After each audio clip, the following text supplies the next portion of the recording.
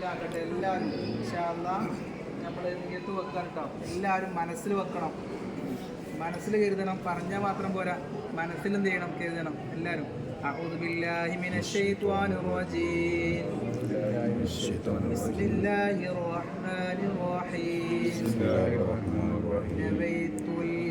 نويت العمرة وأحرمت بها لله تعالى.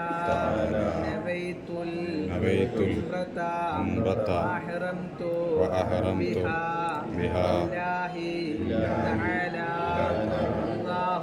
الله تعالى كويندي ഞാൻ കരുതി അതിന് നിർവഹിക്കുകയും ചെയ്തു. അല്ലാഹു തആലാക്ക് വേണ്ടി ഞാൻ ഉംറയെ കരുതി അതിന് ഇഹ്റാം നിർവഹിക്കുകയും ചെയ്തു.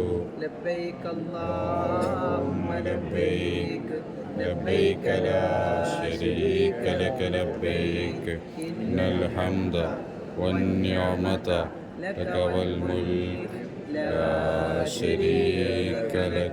لبيك اللهم لبيك لبيك لا شريك لك لبيك إن الحمد والنعمة لك والملك لا شريك لك.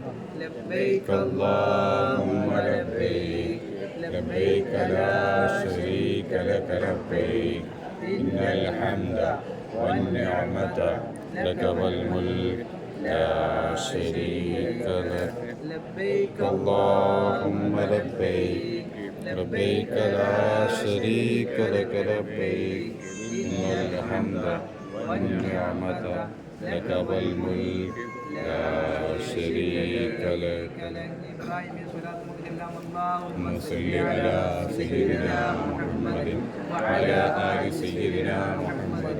صليت على إبراهيم وعلى آل إبراهيم وعلى سيدنا محمد وعلى آل سيدنا محمد كما باركت على إبراهيم وعلى آل إبراهيم في العالمين إنك حميد مجيد. آمين آمين آمين. 1313 തൽബിയത്ത് നമുക്ക് എന്ത് ചെയ്യണം? മക്കത്ത് എത്തുന്നതിന് മുമ്പായിട്ട് നമുക്ക് ഒരുപാട് 5 മണിക്കൂർ ഫ്ലൈറ്റിൽ യാത്ര ഉണ്ട്. ഇനി കുറച്ചൊക്കെ ചെല്ലിയിട്ട് ക്ഷീണമൊക്കെ ഉള്ള ആൾക്കാർക്ക് എന്ത് ചെയ്യും? ഉറങ്ങുന്നവർക്ക് ഉറങ്ങാം. പിന്നെ ബസ്സിൽ ജിദ്ദ എയർപോർട്ടിൽ ഇറങ്ങിക്കഴിഞ്ഞാൽ 1.5 മണിക്കൂർ യാത്ര പിന്നെയും പിന്നെ മക്കത്തൊക്കെ ഉണ്ട്.